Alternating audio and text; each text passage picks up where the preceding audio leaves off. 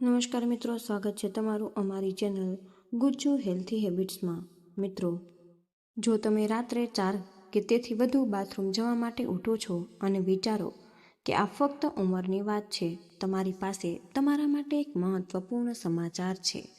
મોટાભાગના કિસ્સાઓમાં એવું નથી હોતું અને સમાધાન તમારી પાસે અને તમારી કલ્પના કરતાં ક્યાંય વધુ સરળ હોઈ શકે છે. એક રાત્રિનું કુદરતી પીણું તમારી ઊંઘની રાતો પાછી લાવી શકે છે. તો મિત્રો, આ વિડીયોમાં હું તમને સીધી મુદ્દા પરની જ વાત કરીશ.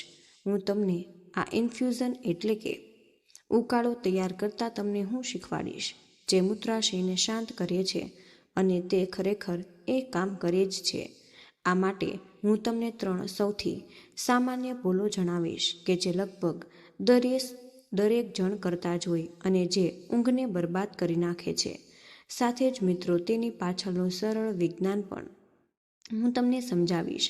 વર્ષોથી એવા વિચારો કે રાત્રે ઘણીવાર ઉઠવું એ વૃદ્ધાવસ્થાનું સામાન્ય પરિણામ હોઈ શકે છે, તેને વ્યાપકપણે સ્વીકારવામાં આવ્યું છે અને કમનસીબે ઘણા ડોક્ટરો હજુ તેમના દર્દીઓને એવું જ કહે છે કે તેમને આની સાથે જીવતા શીખવું જ પડશે.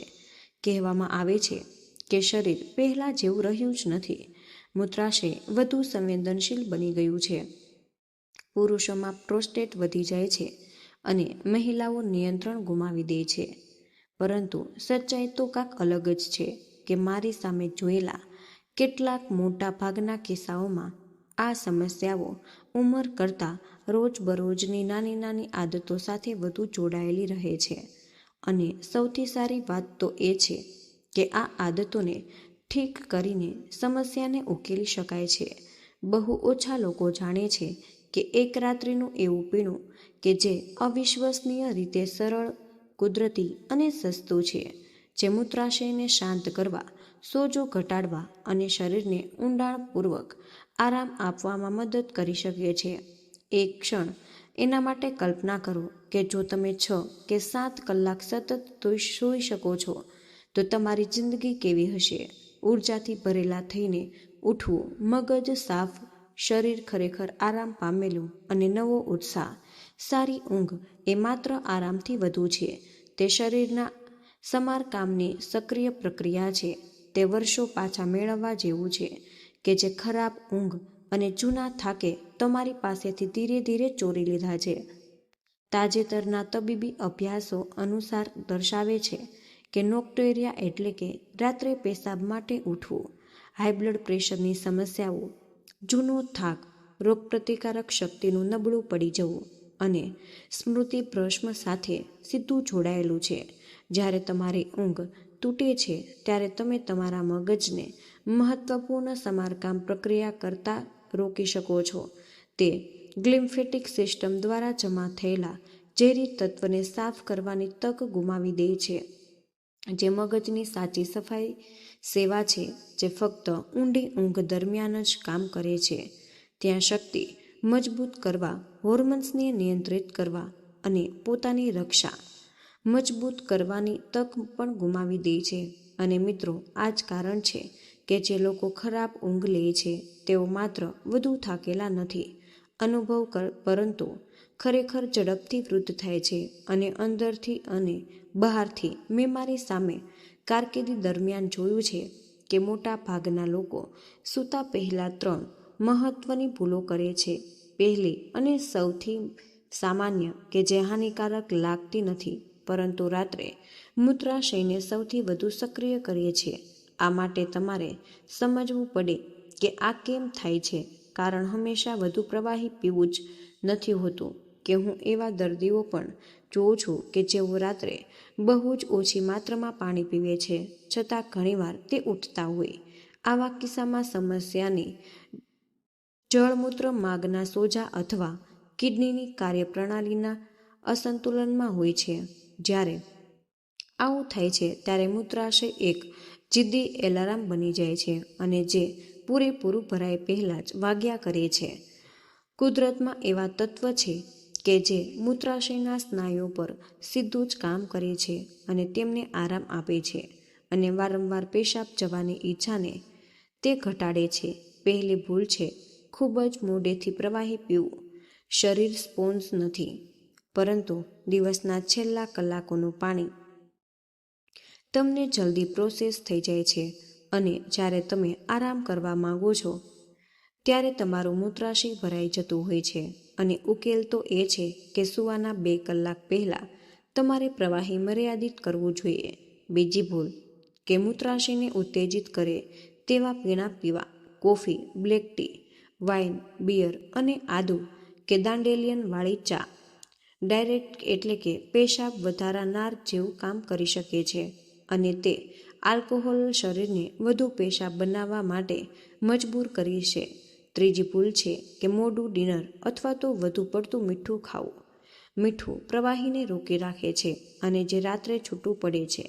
રાત્રે 9 કે 10 વાગ્યે નમકીન જમવાથી કિડની પર વધારે લોડ વધી જાય છે અને સાથે જ આપણી જૈવિક ઘડિયાળ ઉંમર સાથે નબળી પડવા લાગે છે.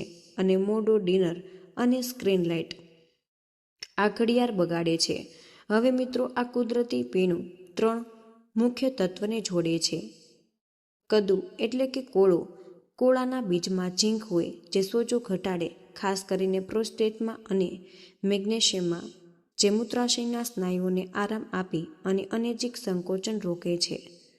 કોમામાઇલમાં ફ્લેવોનાઇડ્સ હોય છે જે ચેતાતંત્રને શાંત કરે અને પેશાબનું ઉત્પાદન વધારતા તણાવના સંકેતોને રોકી શકે છે.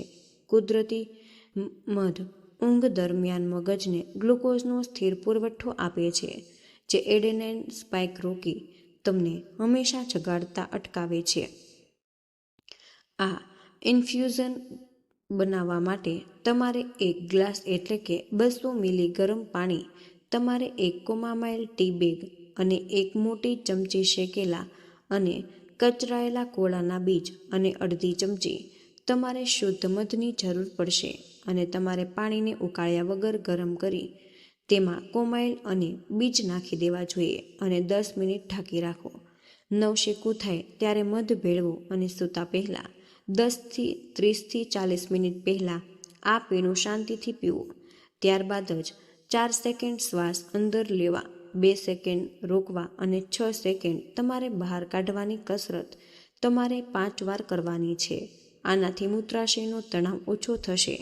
આ ઉપરાંત રાત્રે પેશાબ જવાનું ઓછું કરવા માટે તમારે કેટલીક અન્ય તકનીકો પણ મહત્વની છે કે ડબલ વિન્ડિંગનો તમારે અભ્યાસ કરવો, જેમાં પેશાબ કરવા બેસો, 30 થી 60 સેકન્ડ રાહ જુઓ અને ફરીથી તમે પ્રયાસ કરો જેથી મૂત્રાશય પૂરેપૂરું ખાલી થઈ જાય.